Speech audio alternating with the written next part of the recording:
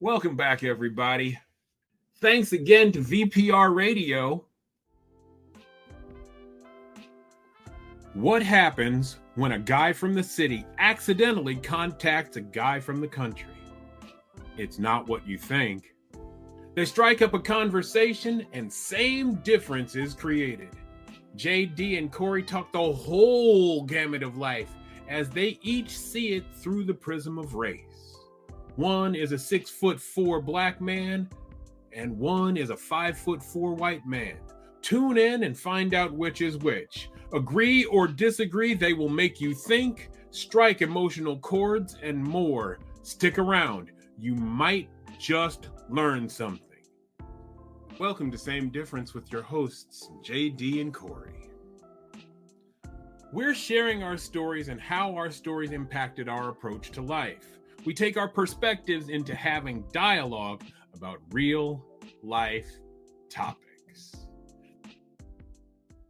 For everything they do, I am with my tag team partner, the good doctor, JD Mass. JD, thank VPR Radio if you would. I would love to thank Kiana the Goddess and DJ FMI. Yes.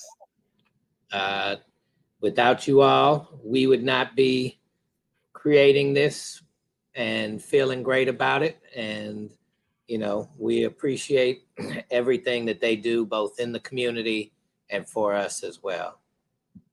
Agreed. I am your co-host, Kory May. Thank you to everyone who is listening. Thank you for the letters. Thank you for the support. Tell a friend and have a conversation with them about what you've heard and the thoughts that you're having. And if it sparks a conversation, drop us a note. Now, let's jump in because when we last left, JD was telling us about how an Ohio State football player who had given him his phone number called him out for not calling back. Now, while this may seem insignificant, there's a bigger context. So JD, jump back and tell us that context and then go on with the rest of the story.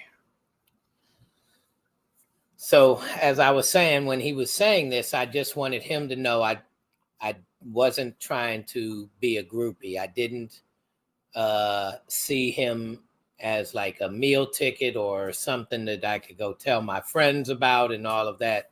I wanted to respect the fact that to a man, he was popular and that he actually did a really good job at what he did, but that I wasn't trying to come into that space in that manner. And he was pissed like that's why I gave you my number. So the fact that I had this class with Kory Stringer, the fact that Kory was very close with Lorenzo, I did reach out. And by this time too, I've developed a core several groups of friends. But my very two closest friends were two white guys that were roommates, Andy and Brad. Brad was from England, and Andy was from Cincinnati. And Andy was much more hood, but he was kind of that white hood, like, right? like Andy and his friends did some other dirty things that, if my friends were into selling dope at the time that they needed to kind of get by, Andy's friends were into breaking into and stealing, burglarizing and whatnot. And it was, we were young. We've talked since then. We've definitely all grown since then. But that was kind of the background. But he recognized something real in me. We talked about the problems of the world. When you're 18, you think the world is coming to an end when you start to recognize all these problems and whatnot. And me and Andy kind of bonded that way.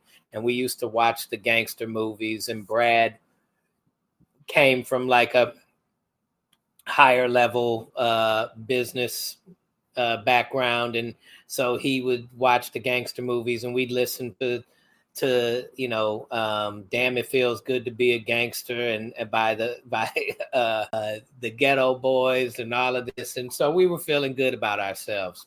But Andy and I mostly related to Lorenzo and them, and so Andy rode with me over to their place when I would go visit. And how did they include him? Did they embrace him in much the same way they embraced absolutely, you? man. It was a beautiful, like, if you acted real, because it wasn't just football players in there. Lorenzo actually grew up in Columbus, so he had his own apartment near campus, and so he had some of his friends, some other students that went there, and Kory and a few other football players that would come through. And we would hang out. We would listen to music and all of that. And, I remember because a lot of my friends, Bloods and Crips, became a thing. And a lot of my friends were wearing blue and claiming the Crip gang. And the Bloods and Crips CD came out at that time. I don't know if you remember this music CD. And half of it was about songs from Crip gangs, and half of it was songs from Blood gangs. And was that during the ceasefire when they were trying to broker peace? It might have been, but it might have just been a like a somewhat ceasefire, but also just like this was us coming together, showing that we can be together. But they also, like, the Blood songs were very Blood-like material, and Killer to the Crips kind of thing, and Crips same way. So it was an interesting CD and an interesting time at the time. And so were Bloods and Crips present and active in Columbus? Not that I saw. I didn't get into the depth of that. And from Lorenzo, who grew up there, he didn't have any involvement in it. He just liked certain music. And we talked about the difference between East Coast music and West Coast music, right? Ohio had a lot more East Coast vibe to it, right? So I watched Steven Jackson talk about this when he first got to the NBA, and how because he came in right after high school, not going to college, he said that he used to starch and press his jeans with a crease down the middle. Well, that's how we did every morning. We was in there, ironing our jeans, making sure that the crease was nice down the middle. When I got to Ohio State, I was laughed out of. Damn, look at your jeans could stand up. Like, we took our jeans to the cleaners and had them heavy starch and all of that. Like, your damn jeans could stand on their own. Now jeans are supposed to be relaxed, and don't nobody want to see a crease. That's for fancy, suits wear and shit like that. So that was a difference in style that I had to kind of let go of and get used to being out there, which made me lazy on ironing my clothes. Hence my sweater not being super ironed right now. Were there any Ohio rap or hip hop acts that were big because they were from Ohio while you were there at the Ohio State University? Bone Thugs had just gotten, popular around that time. They might have actually. Nah, Bone Thugs came after that, matter of fact. So the Dayton family, definitely. We grew up on the Dayton family, and the Dayton family was from Dayton, and that I knew, and that was hardcore gangster rap. So hung out with them as one of my group of friends. I would also hang out with a guy that was an MC and a DJ, but also, just into the club scene. His name was Kaz and Dane, and I can't remember a couple of other guys. And I just remember, like, some very interesting conversations. It was a real sheltered, nerdy kind of white guy that was in Dane and Ray, the offensive lineman's room. And he was just asking one time, like, look, man, I'm seriously trying to understand, why is the N-word so offensive to you? And why don't we have a word? Because if you call me a hunky, I don't give a shit. Right? Oh, great point. And I was like, how do we explain this? And he was like, then people were trying to explain it, this, that, and the other with the oppression. And, and so what could we call you? Yeah, but there's nothing you could call me, cracker, any of that. It just doesn't bother me. Okay, but that's because you don't have the oppression behind it. But it's not happening now. So why can't you let it go? But this, that, and the other. And it was very respectful, but also, dude was trying to learn. He wasn't but he also was like, yeah, but you guys can't say anything like that to me. So why is it so hurtful to you now if it's not really hurting you? And what is a word that you could say to me? And Dane went, it's like if I called you an N-word lover, right? And dude was like, wow, that would hurt my feelings. I went, ding, light bulb went off. That is how deep the power dynamics was. That the only thing I could call you to truly hurt you the way that Black folks would feel, anywhere close to that, how Black folks would feel if you called them the N-word, is to call you the N-word lover. Yeah, that's deep. The only thing I can do to hurt you with a word is to talk about people that you would love as an N-word lover. Like, wow. Yeah. Like, powerful. You could, if he just was struck by that. And so was I, to tell the truth, because I was like, yeah, and I was trying to, explain the power dynamics then and blah, blah, blah, the oppression and blah, blah, blah, blah. But when Dane said that, and then he was like, all right, we got you. Cool now? You got it? You understand it? Yep. All right, y'all, let's go to the club. Because it was a Friday night when this was happening. But that was powerful to me. That was a very powerful moment at that, time. Well, it's a powerful moment to me right here, right now. Yeah. Because until you said that one, that hits hard. Right. That's amazing. So part of the way that I also grew, like, because I treated the white folks as friends, but I also was myself. One day, I got my new roommate, Noah, and Noah and Ray get into it, right? It's jovial. We're smoking weed. They get into it. Ray is 300 and some odd pounds, 6'5". And I'm like, yo, Ray, you're not going to be able to do that to my roommate. Like, no, that's not going down in here. And he was like, what you going to do about it? It's like, man, we could step outside right now and handle this, but you're not going to talk to my roommate. Now, mind you, we're joking, but I'm talking shit. Like, I ain't backing down. I got my ego going.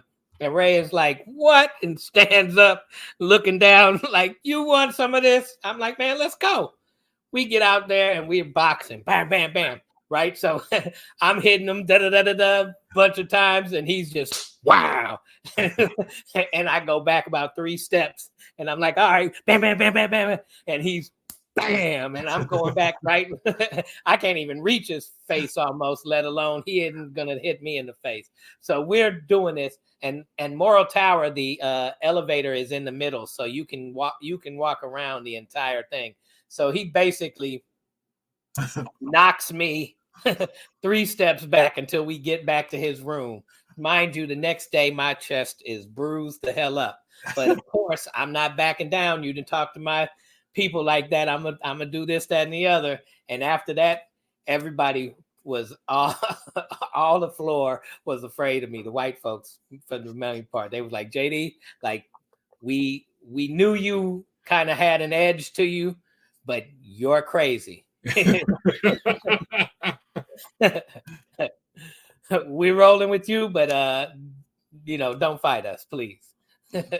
Nice. So during that time, though, like I said, I got to be friends with white folks that you knew didn't grow up around anybody black. And as one of them, he was from Philly, and he had this, truthful edge to him too. He was my height, little bitty dude. I wish I could remember his name, because we got along, and he invited me to his. He was not a Jewish guy, but he invited me to his fraternity house, and we were hanging out. He had moved into the fraternity house, and we were Was just it the same one? Was it the same one that you put out of business, or was this a different that one? was a Jewish fraternity. He was not in a Jewish fraternity. All right. But his was known for throwing some major parties, and he had moved into the house. He was one of the few freshmen that they let move in, and he had invited me over. And I can remember when we were just talking. We were talking about our backgrounds and everything, just kind of getting to know each other on a deeper level. And he was kind of explaining to me, like, yo, if it wasn't for you, I wouldn't even be comfortable around black folks right now. Like, we didn't have them around. We talked about them differently, this, that, and the other. Mm-hmm. And he was kind of expressing the change that he was going through. And one of his fraternity mates came in and was like, "Who N-word my lighter?" Right? And I was like, "Oh, really? That's how we do it?" And dude just looked at me, and the guy who said it looked and was like, "Sorry about that. I said something wrong," and changed. Now, mind you, had I not been there, that would have been comfortable. That would have been, "Hey, I haven't seen your lighter." He would not have said, the guy who invited me over would not have said anything to stop him. Mm-hmm. Right. But he was uncomfortable with it. And he was uncomfortable enough to look at me. And when that guy saw that he was uncomfortable and he looked at me, he was like, "Oh, shit, I said something wrong." I don't know if that change ever went any much further than that. Mm-hmm.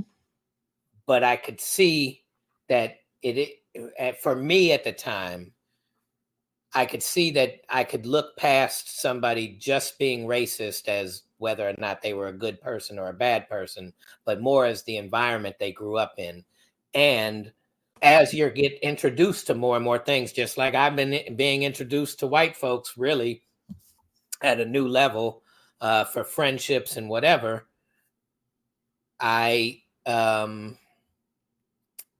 he was being introduced to somebody that could introduce him and be around black folks like that. So if he was going to hang with me, he was going to be around black folks easily. Right. And that brought forth a level of change that was possible. I don't think it happened because I didn't stay at Ohio State long enough, and our relationship took, he wasn't living in there in the beginning. He was in our dorm. He moved into there towards the end of that first school year. But seeing that just helped me also give hope that, oh, JD, if you start working towards this type of change, you can actually make some change, because it's really not, these people are good, these people are bad. It's a system thing. It's it just opened my eyes to a lot more in that regards. All right. Let me ask you the 800-pound elephant in the room, or the 4-ton elephant. What was that? He was about 350. Go ahead. Nice. Well played, sir. With your being close to the athletes, women, how did they interact with you?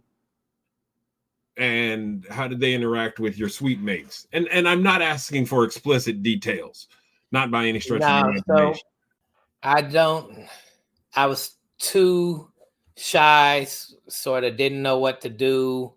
So I would miss if you were flirting. I'm almost like Chris Rock when he talks about that he doesn't get if you don't tell me, I'm not picking up on it, because my father was so ingrained in my head, like, don't treat them like meat and this, that, and the other. And I went through a little phase where I would be grabbing a girl's butt in high school, and I could see how upset she was, and that like fucked with me. And so it was weird. Like I was just really shy at that point still, for doing that. But I did, me and a few of my friends, Andy, Brad, and a few others, there was a suite of girls, because one of them went to a rival high school of mine in Ladue. She went to Ladue and I went to U City. She and I made a connection, and her suite mates were like super cool, and we would all kind of hang out. They were all white, and I was popular, but almost in a friendship way, although I was able to get a little further along with a couple of them, and I'll leave it at that. A gentleman never. There was definitely some, as a matter of fact, there was more like when I went on, and there was some definitely more interest in me because of that dynamic. But it wasn't, I don't even believe it was just the football players per se, but the fact that I was like, and I know black folks are like this often in white crowds. I'm trying to think of the word, but I was like this neat little object, right? Like, he can talk to black people, right? Kind of thing, right? Like, yep. Yeah. So there was that element that made me unique and talked about amongst people all through. So we're getting close to the end of your second semester. What else is happening with you? I mean, you told me that you've you suffered through this amazingly cold winter when y'all didn't leave the dorm for like 3 weeks. So I went down to Florida during spring break, which was freezing at the time. And I went down to Florida for a week to visit my grandfather and grandmother, who were living part-time down there. And I recall my grandfather getting me off the plane, and the first thing he's asking is about my academics. And he's drilling into my head that my oldest uncle, my dad's older brother, Gary, dropped out of college with 1 credit left to join the Peace Corps. What he's leaving out is Gary did this because he didn't want to get drafted, right? So he joined the Peace Corps so he wouldn't get drafted. If he was done with college, he was potential for being drafted.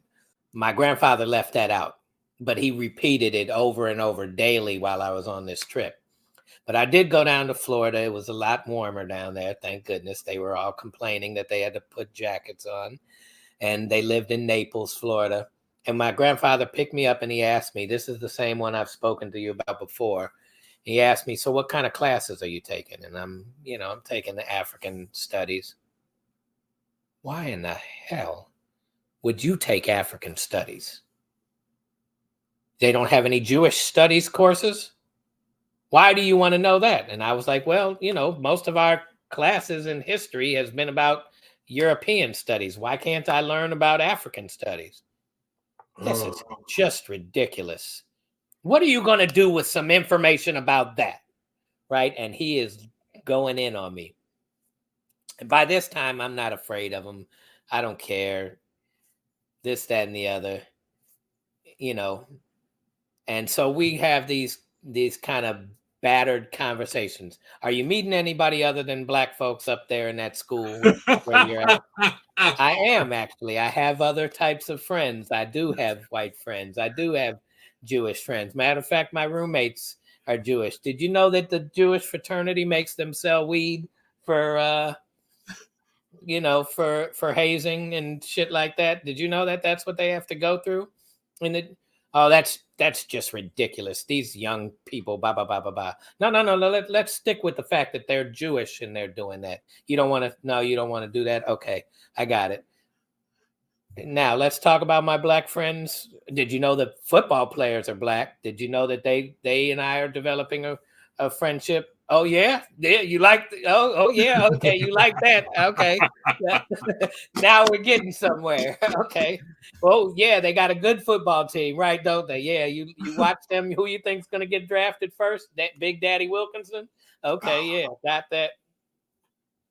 So it was all of that, right? And at the end of the trip, I just will never forget my grandmother sitting down at a table of, square table four, and I'm in the middle, and they're on the sides across from each other. And my grandmother goes, we really appreciate you coming down here. I know your grandfather's been hard on you, but there's something you should know about him. He loves you, and he doesn't hold grudges. Even though he comes out, he just gets what he says off his mind, and he doesn't hold on to it. So I don't want you to think that he's carrying anything towards you. And he goes, and your grandmother, she loves you, and she feels this way and that way and this, that, and the other. And I just was like, couldn't y'all have just spoken for yourselves? Why are you interpreting the other person here? What is going on? But it was cool. At the end, I got to develop, before my grandfather passed, I really got the longest relationship with him as an adult, which was much different, because if you didn't back down, he would respect that. Even if you disagreed with him, he would definitely respect it. And so throughout my time, that was a very key pivotal moment of me realizing, oh, as an adult, I can stand my ground. We could still have a relationship. Like, all of this is happening for me during this year of, okay, it's not, race is important in our society, without a doubt.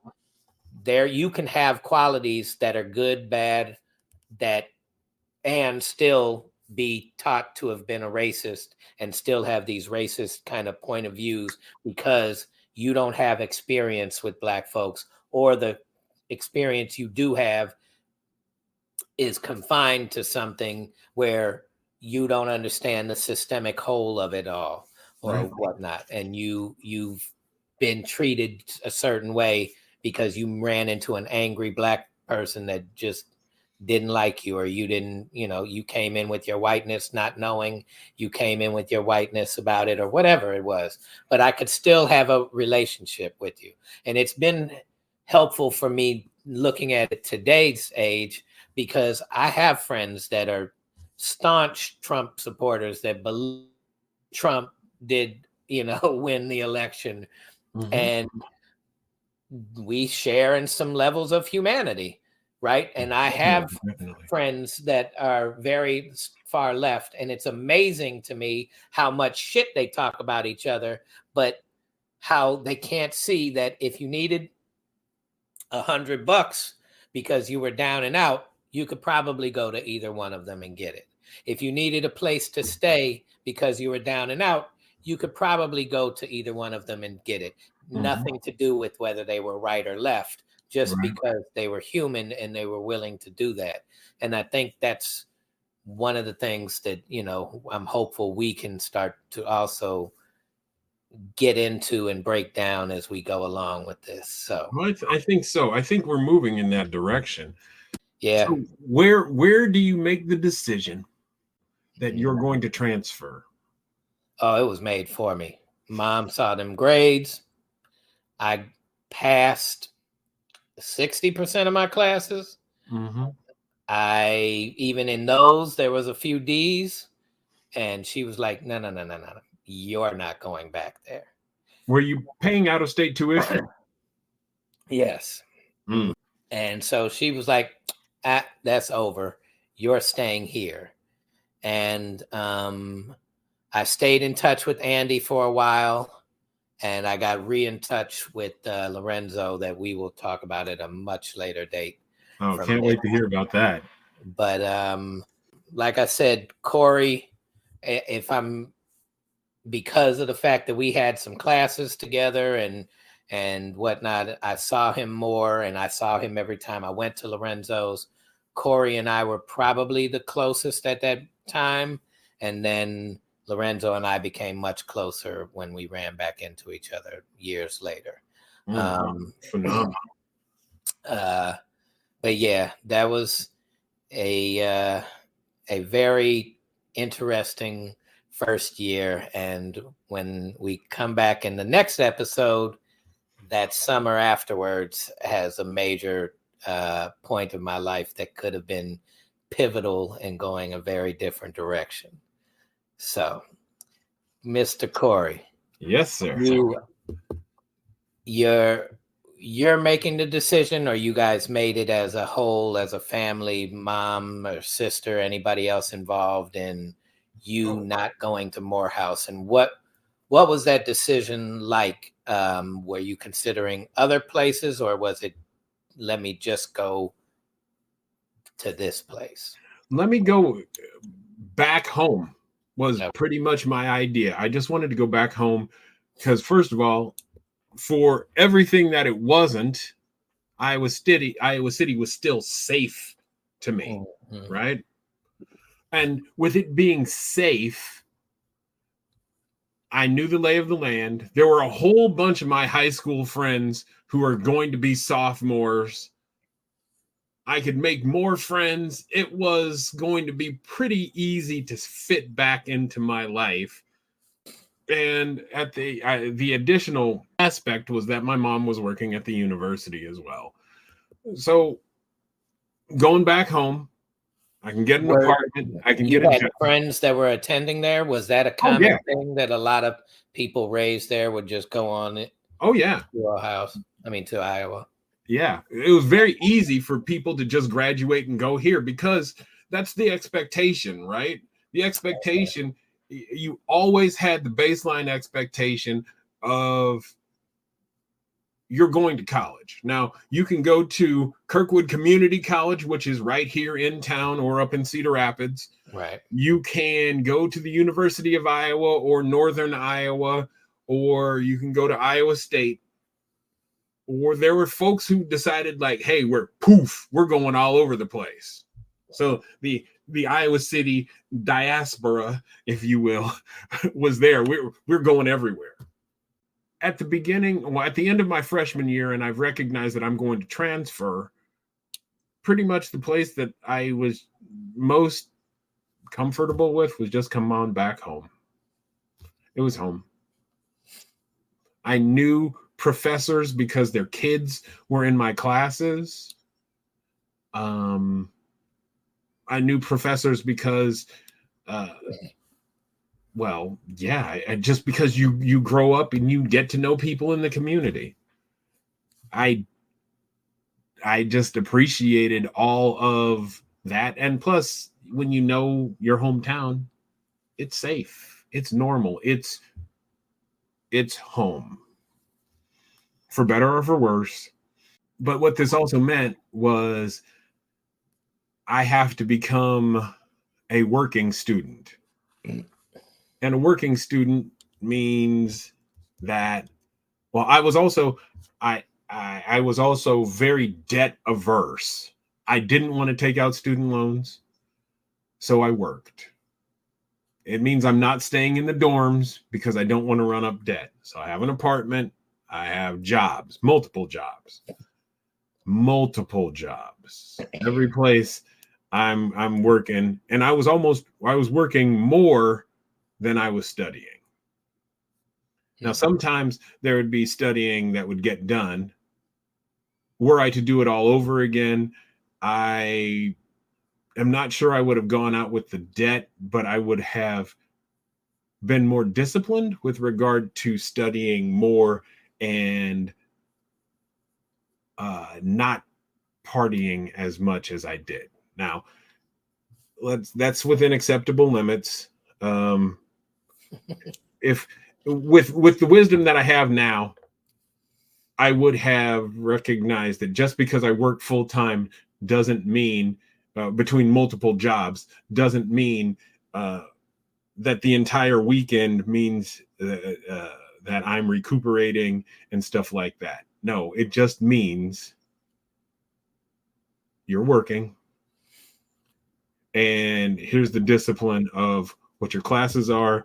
You get up, you do your homework, you get the good grades, and get on out. I didn't have the focus at this point to start thinking about where I was going to go down the road. I wanted a social life because I didn't have a social life in high school. I mean, I had a social life. I was always in a group of people, but I wasn't dating. I didn't start dating until I was a sophomore. And once I started dating, I was all happy. As my mother would say, I was like a glad dog in a meat shop. Yeah. Ugh. But what this also meant was... Were you dating people that you knew from high school that you weren't dating before, or these were new? No. There were people that would run into me at my job. I had a job at a comic store, which was the coolest job ever. Cool like comics, posters, t-shirts. That sounds like the coolest job for a college student ever. Baseball cards, sports cards, and athletes would come in looking for posters, and they'd talk, and you'd see them, and they'd see you. Oh, dude, I know you. So I would start. Here starts the inroads. What also happens is that this is the ascension of my popularity. My friends who would be with me would nickname me the mayor, because everywhere I would go, people would know me. Now, some of that was from high school, but some of it was also from working downtown, and from the jobs that I had. It was cool. So you can kind of get wrapped up in this euphoria of popularity. Yeah, for sure. Popularity high, and you're like, yeah, this is going to last forever. Nothing lasts forever. Mm-hmm. Nothing lasts forever. So I'm starting to date. The first woman I ever dated was a customer. She came in, and you have those moments where you've ever made eye contact with somebody and you feel something in the pit of your stomach. Yeah, I was like, oh, what was that? And I didn't know exactly what it was. And we started to talk, and we found out that there was some attraction. So we started going out. And we went out for a while. And she was older than I was. And we would sometimes just sit around and do homework together, which was fun. And then we'd go downtown, hang out with each other and each other's friends. And you're constantly accepting and releasing friends from your friend groups, because, hey, this guy does a lot of drugs. I don't want to be in. No, and it's not smoking weed. This guy's doing heavier drugs. I don't want to be involved with that because, well, one, I've got a reputation to maintain, and two, I'm risk averse in that way. So I'm valuing myself in one way, but I'm not valuing myself in another way. I'm smart enough to avoid this guy who could be trouble, but I'm not smart enough to discipline myself so that I get all my homework turned in on time. I always thought homework was an annoyance because I got the concepts. The concepts. Exactly. It wasn't until I was older that I understood that homework is just mile markers of progress. But I still haven't gotten that, but okay. Working all the time meant that I missed out on socializing in everyday moments, such as dorm life, living in a dorm, having a roommate up here. Now, I lived in the dorms at Morehouse, and I had two roommates. The first roommate wanted to move out so that he could be with his cousin. That makes perfect sense. Then the second roommate was somewhat studious, but he and his partner, he and his buddy would come in early. I scheduled my classes for when I was at Morehouse later in the day. So it was 9 o'clock for my first class, and my last class would be 3 to 3:50. And these guys would get in and be just loud at 7:30. And I'm like, dudes, y'all can't do that stuff. I'm still sleeping and y'all loud and everything. That was at Morehouse. When I and again, just to jump back a little bit, that time at Morehouse, there was all that socializing because there's dorm activities. You've got to get along with your roommate. Lunch, breakfast, lunch, and dinner at the dining hall. Sometimes you're hanging out with your other freshman friends and going into Atlanta, which is just, that's a trip. From where we were, sometimes we would walk into Atlanta, and there was an area just adjacent to Morehouse called the Bottom, and it is at that time 30. I've been to a place called the Bottom before. Any places called the Bottom are called that for a reason. Right. No doubt. So yeah, I didn't feel.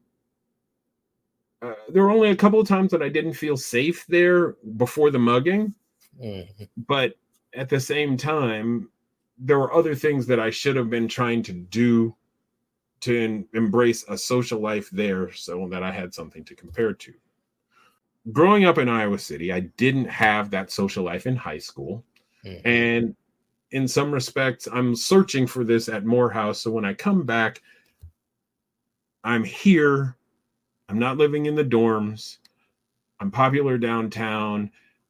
And so I make some decisions so that we go out Friday nights and Saturday nights, because there is an allure to going clubbing, and it's as the acronym now is FOMO, fear of missing out. It's the fear of missing out on this context or this contact.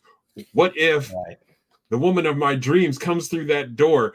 I didn't have the wisdom to think that chances are I'm probably not going to meet my forever partner at a club in the 90s or in the 80s and 90s. But you're still chasing that dream.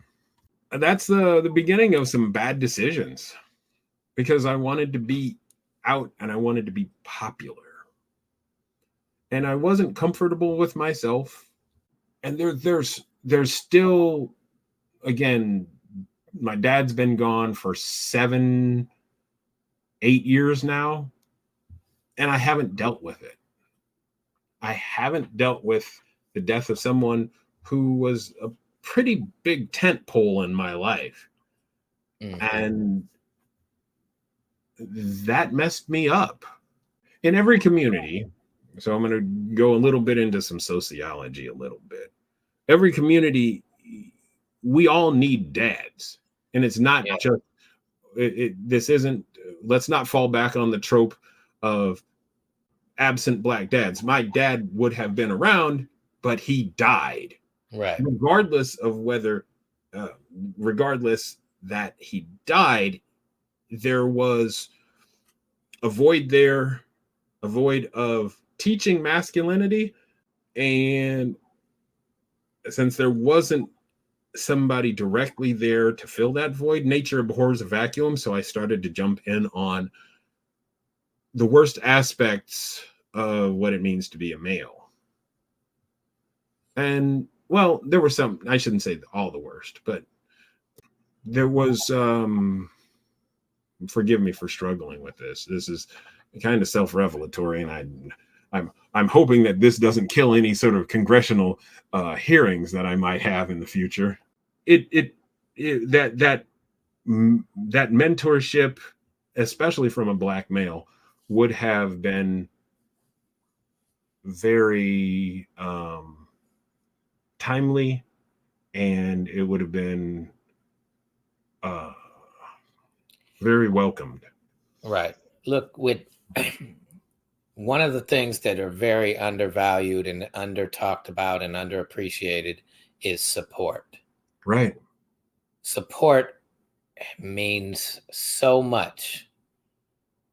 I mean, look, there's the Cat Williams of the world that left at 13 and did it on his own kind of thing. And you can do that and whatnot, but having support is a major piece of what drives most people to even take risks, to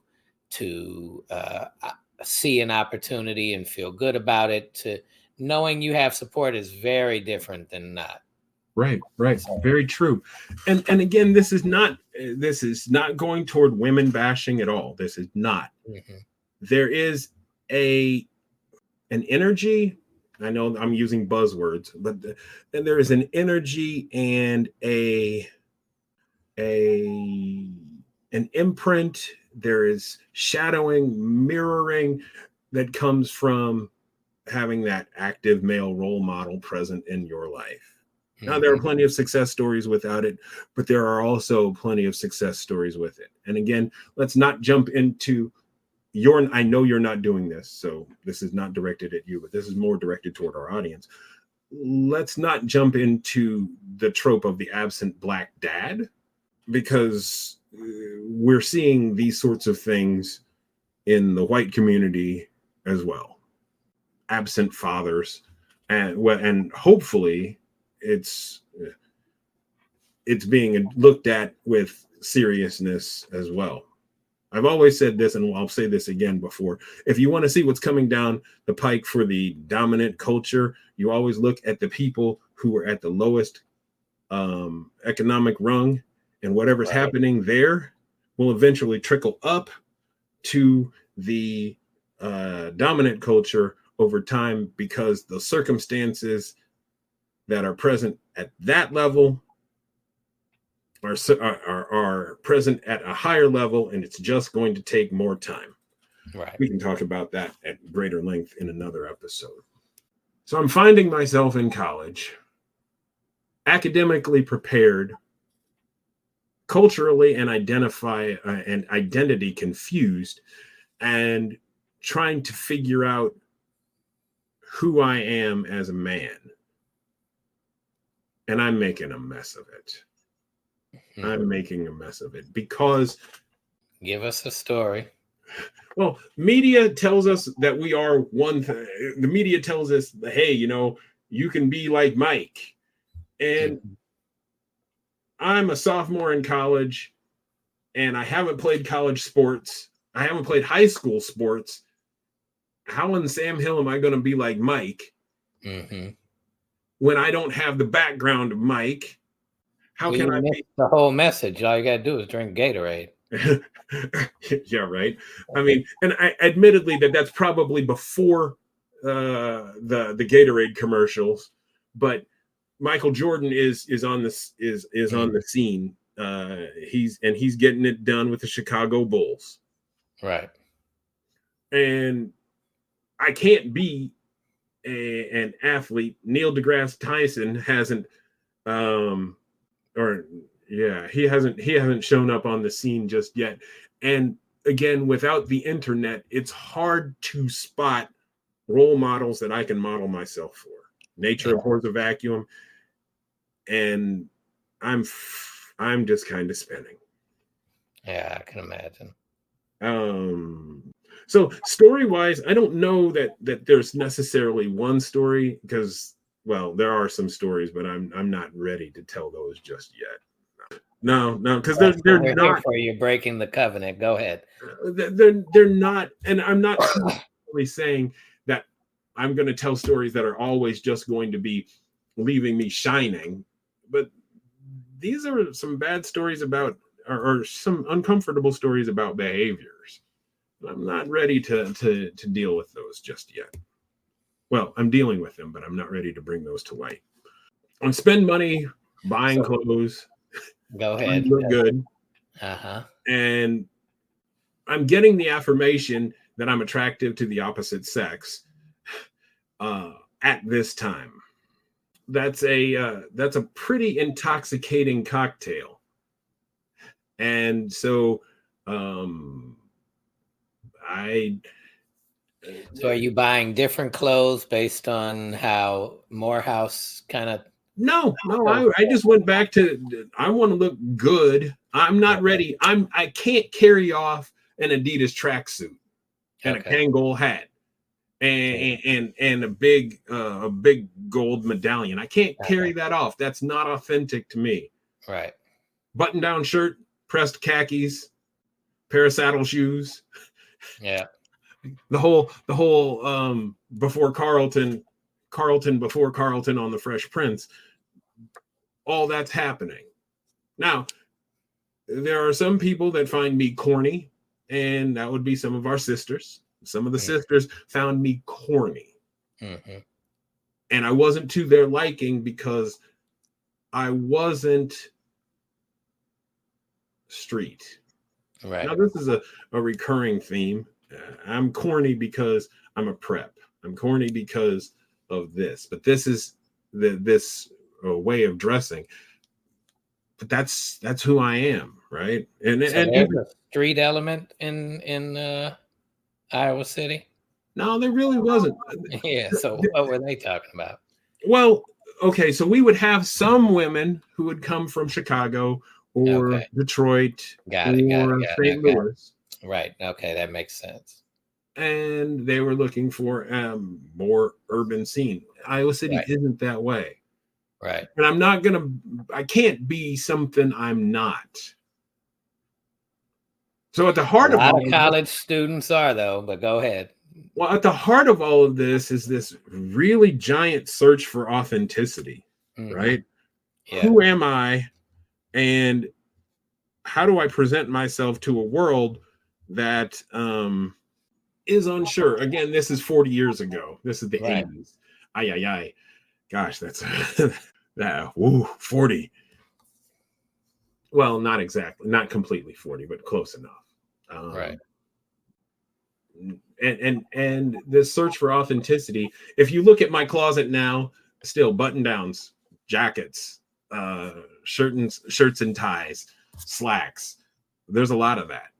Not ties. Go ahead. Dude, I am an absolute tie tramp. I have tons of ties. My uncle told me this, and I believe it to be true. Whoever invented the tie should have been hung by it, and we would have never had these such problems.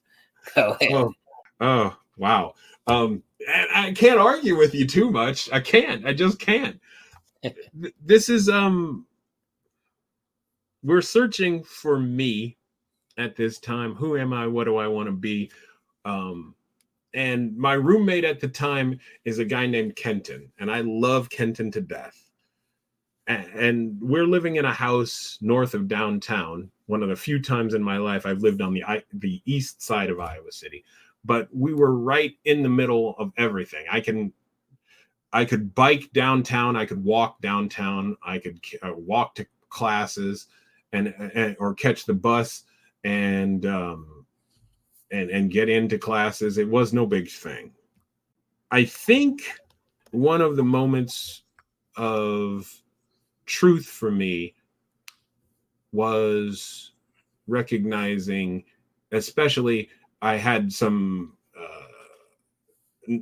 teachers who took an interest in me, and some of them were absolutely convinced. They were like, they pulled things out of me like, Kory, you have this ability. Go get it. Now, let's not talk that I didn't have support. I did. There was academic services, and they were good. They were very good and kind to me, and they encouraged me.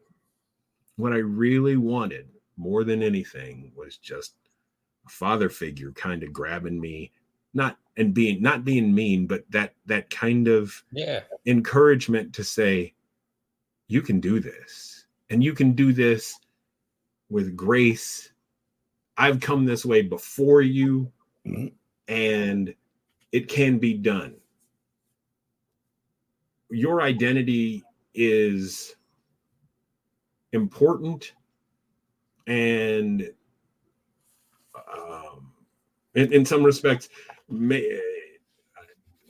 of the rules that had been told us was that you never tell anyone that you're going to be in a fraternity which line you were going to pledge, or which fraternity to which you would pledge, because then if you really wanted it, you'd go through all the stuff.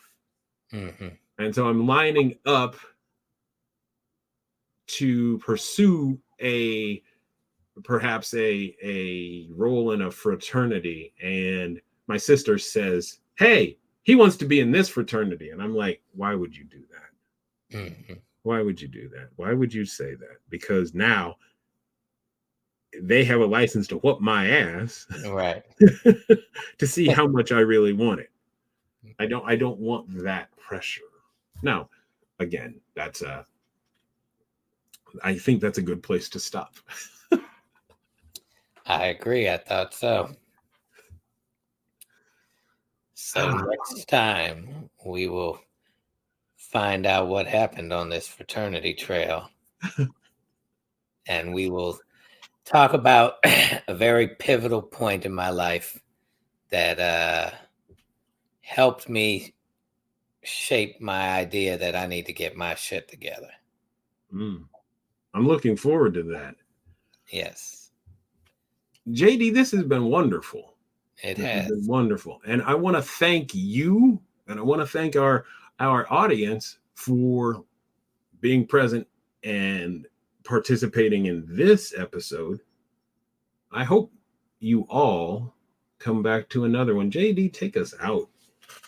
Yeah, please check us out. samedifference.life. Spread the word, pass it around, tell your friends, everybody, get on your emails, samedifferencebroadcast@gmail.com, and tell Kory he needs to let go of some of these fears of sharing some of these deep secrets and tell us more. Let us in. We're not going to hurt him. Tell him you got to give him the confidence. All right. With that, we are out of here, and we will see you next time. Thank you all for listening to episode 12 of Same Difference. Thanks, JD. Thanks, everybody. Good night.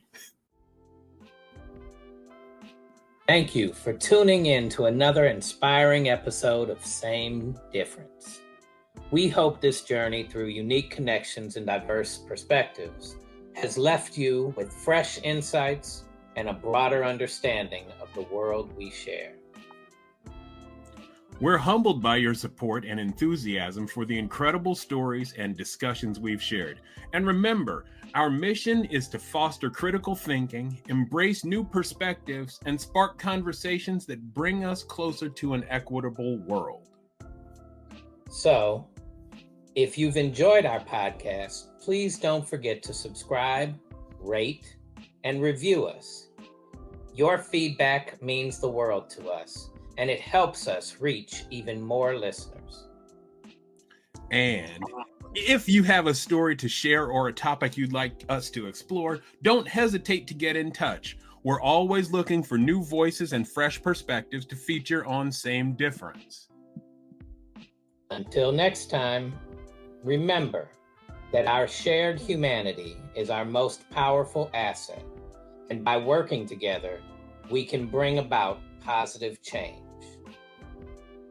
Stay curious, stay compassionate, and keep making a difference. Thank you for being a part of Same Difference. Take care, everyone. See you in the next episode.